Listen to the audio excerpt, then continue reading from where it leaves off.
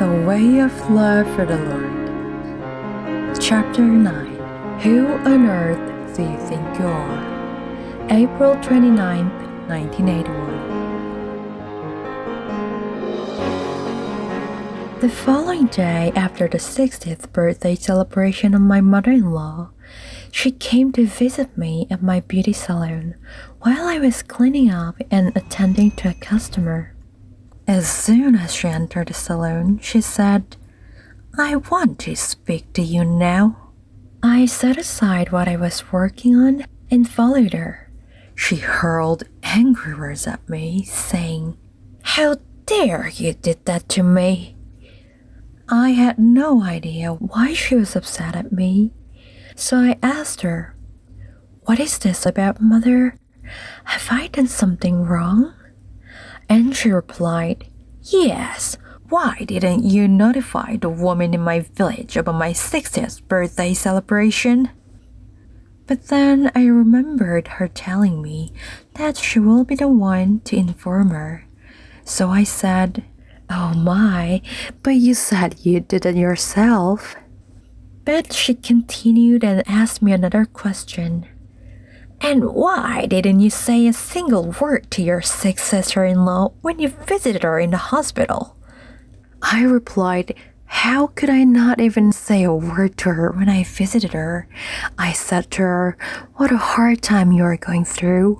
Endure your pain well,' and offered up graciously." Then my mother-in-law replied back shouting, "She told me that you had gone back without saying anything." She continued to rant things against me, so I told her, "Mother, I understand well that you have been through a lot, for you have many children." Since she seemed angry because of me, I just replied to her apologetically. But suddenly, she flew into a rage. "Since you have just said I have plenty of children, have you ever bought them food and clothes? Have you ever given them financial support for their studies? You bitch! You should know that you're well off now because you married a competent husband who is well way above your status, you bitch." At that point, my own mother, who could no longer tolerate her curses, intervened, saying, "Excuse me, but this is a workplace. Please go into the room and talk quietly."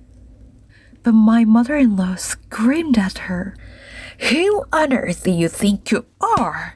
and pushed my mother mercilessly.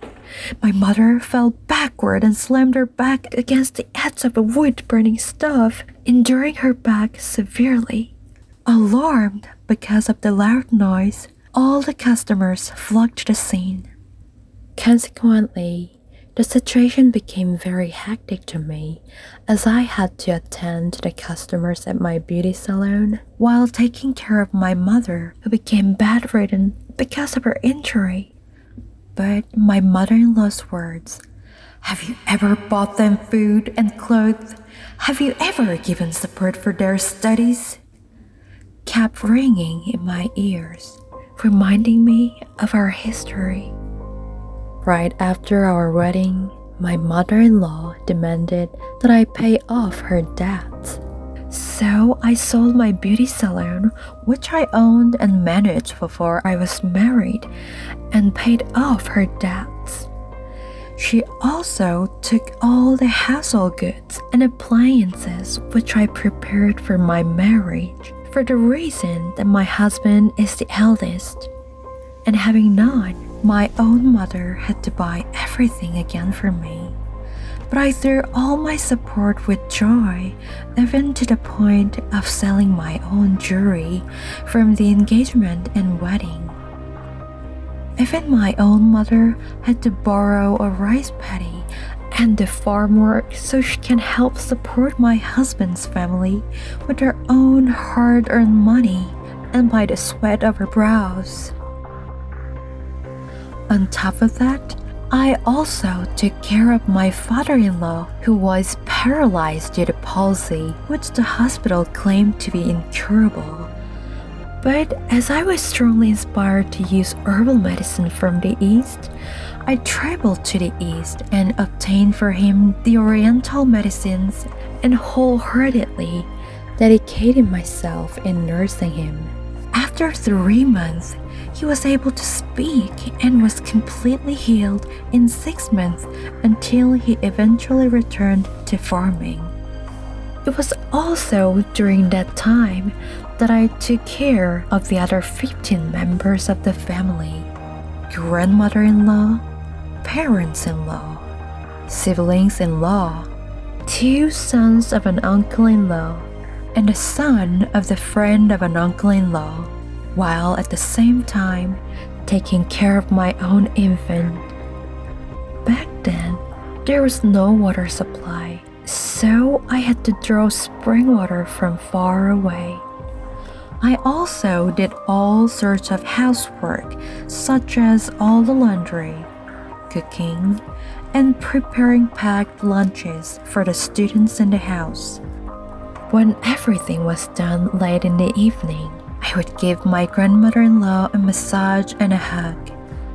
She would often tell me, "Did you fall on earth from the heavens or rise from the ground? Because I am pretty sure that you were sent for your mother-in-law." When my father-in-law completely recovered, and then we returned to our original home.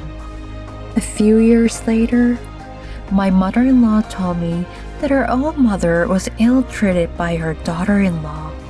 And even though I was suffering from cancer, I took her home with us the next day. I took good care of her with all my love until she passed away at the age of 96. I also helped my brother-in-law so that he could pass his bar exams and work day and night. Sometimes I had to skip meals, even though I was pregnant with our 3rd child, while at the same time suffering from terminal cancer. If I had not sold the beauty salon to pay off the debts of my mother-in-law right after our wedding, I could have made much money, but I had none. So I bought some rejected yet high-quality mother of pearls and transformed them into vintage jewelry at home to sell for a living.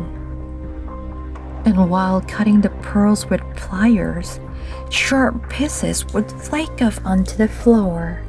And at one time, my child stepped on them and it bled a lot.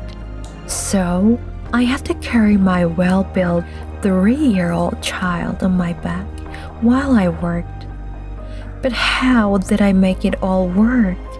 My landlord did not allow me to work at night despite my pleas and promises to shoulder the payment of the electric bills. So what I did was to nail a thick blanket on the door to block the light from leaking outside while I was working.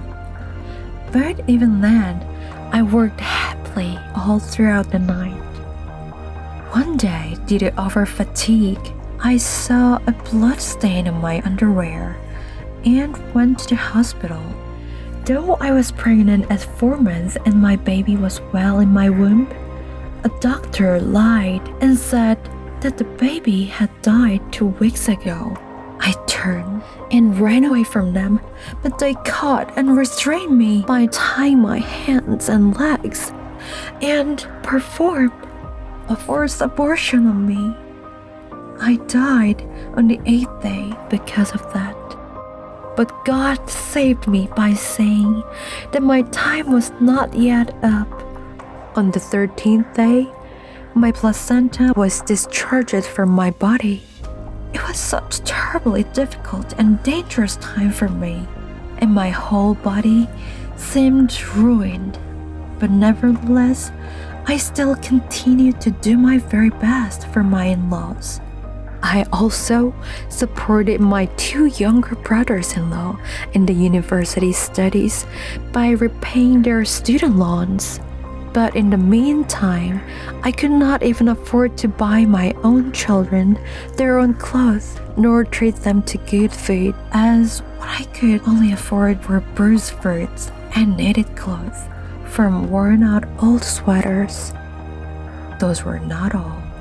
There were times and I had to shed tears quietly and secretly, dying in immeasurable pains, while I tightened the belt around my hungry stomach in order to save money and pay off my mother-in-law's debts. Nevertheless, how could this be?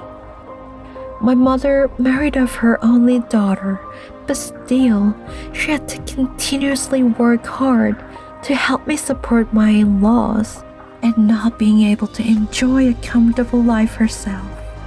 Recalling all of this, how can my mother-in-law push and harm my mother so badly? And as for the 60th birthday celebration of my mother-in-law, it was my own mother who prepared all the food together with the help of my aunts for a few days in a small beauty salon. And none of my husband's siblings even raised a finger to help us, nor came over. As for me, I can gladly accept curses or beatings and was willing to suffer any pain, even if there is someone who would try to trample and kill me. But what was heart-wrenching was seeing my own mother, who took great pains in raising me up, being hurt by my mother-in-law, and that pain did not go away easily.